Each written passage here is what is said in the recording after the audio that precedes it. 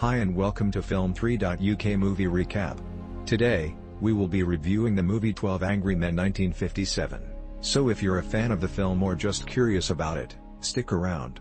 In our video reviews, we may include some spoilers, so please be careful if you haven't seen the movie yet. The film tells the story of a jury made up of 12 men as they deliberate the guilt or innocence of a defendant on a capital murder charge. The defendant is a young man from a slum neighborhood who is accused of murdering his father. The jury is initially 11-1 in favor of convicting the defendant. The lone holdout juror, who believes the defendant is innocent, tries to convince the other jurors to change their verdict. The film details the heated debates between the jurors as they consider the evidence and whether the defendant is guilty beyond a reasonable doubt.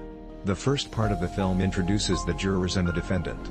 The jury deliberates for a short time before taking a break for lunch. During lunch, the lone holdout juror tries to convince the other jurors that the defendant is not guilty. The other jurors are not receptive to his arguments and they return to the jury room to continue deliberating. The second part of the film begins with the jury continuing their deliberations. Some members are still convinced of the defendant's guilt, but others are beginning to have doubts. The jury room becomes increasingly heated as tempers flare and the men begin to argue with one another. Eventually, they take a vote and 11 of the jurors vote to convict the defendant. The one holdout, juror number 8, still believes that the defendant is innocent and calls for a discussion of the evidence.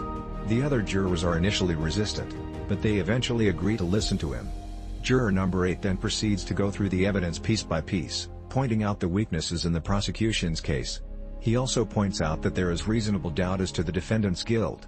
After much discussion, the majority of the jurors finally begin to see the logic in juror number 8's argument and they change their vote to not guilty. The film ends with the jury reaching a unanimous verdict and the defendant being released. In the third part of 12 Angry Men, the jurors debate the case more passionately and begin to doubt the defendant's guilt. Some of the jurors start to question the eyewitness testimony and whether it could really be accurate. The jurors also start to discuss their own personal experiences and biases that may be influencing their decision. The discussion gets heated at times, but overall the jurors seem to be respectful of each other's opinions. In the fourth part of the film 12 Angry Men 1957, the jury continues to discuss the case. One juror, juror number 3, becomes increasingly agitated and ultimately attempts to attack another juror, juror number 11. He is restrained and the discussion continues. Eventually, the jurors vote on whether or not to convict the defendant and 11 of the 12 jurors vote not guilty. In the fifth part of the film, the jury continues to discuss the case and several members have a heated argument. They eventually reach a vote and several members change their opinion. The jury takes a vote and all but 2 members vote guilty. The 2 dissenters, jurors 8 and 9, persuade the others to discuss the case further before convicting the defendant.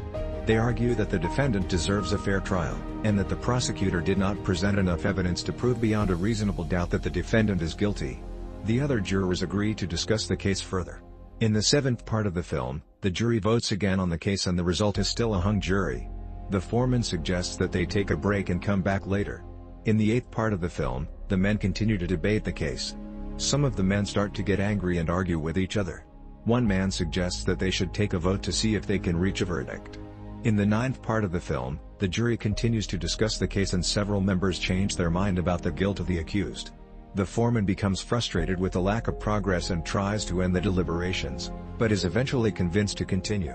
The 12th and final part of the film begins with the men casting their votes. The final vote is split between those who think the defendant is guilty and those who think he is innocent, with the majority ultimately deciding in favor of acquittal. The film ends with the jurors leaving the courtroom and going their separate ways.